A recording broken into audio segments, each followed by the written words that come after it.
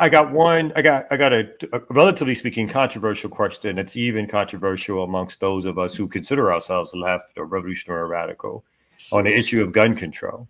Um, this gun violence, particularly in our communities, but other working class and poor communities, obviously is happening far too often, right? And everyone has access to guns without much background checks, obviously, particularly in the South, but those guns make their way up to the East Coast, they make their way to the West Coast, right?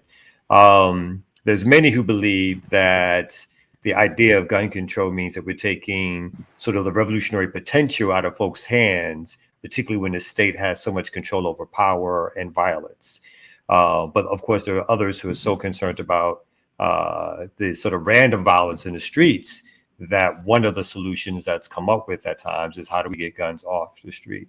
So what is your position within those, just giving some contours to it? What's your position on gun control safety slash like violence caused by guns?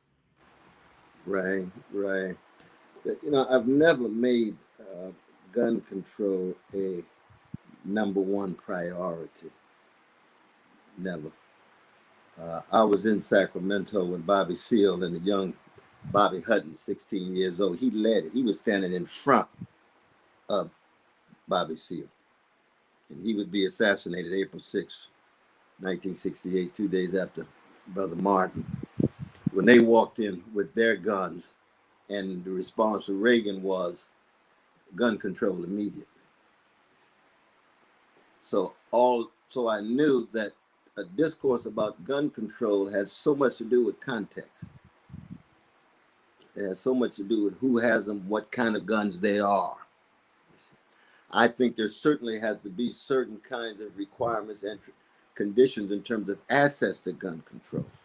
But I think when we're talking about the kind of killings that we are fundamentally concerned about, which is the levels of violence tied to not just drugs, but tied to self-flagellation and self-violation and self-disrespect among so many of our precious young people, disproportionate young Black brothers, I don't think guns is the place to start in one's analysis for that.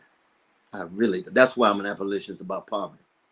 That's why an abolitionist about indecent housing. I'm an abolitionist about unavailable health care. I'm an abolitionist about not enough jobs with a living wage. That if we create the kind of communities, then we can still have access to legitimate forms of gun control without people pointing guns at each other. And I always throw out the figure, that Canada has roughly the same amount of people as California. And more Californians kill each other with knives than Canadians kill each other with anything. Anything. So even if all the guns were gone in California, if your spirit is such, you're dealing with poverty, you're dealing with desperation, shattered families and communities, you're going to find something else to kill somebody. So that at that level, I don't know where I land in the debate that you were talking about, but gun control for me is never the starting point at all. It really isn't. And I thoroughly understand people owing to the October 1966 event in my hometown of Sacramento, when the brothers walked in with their guns.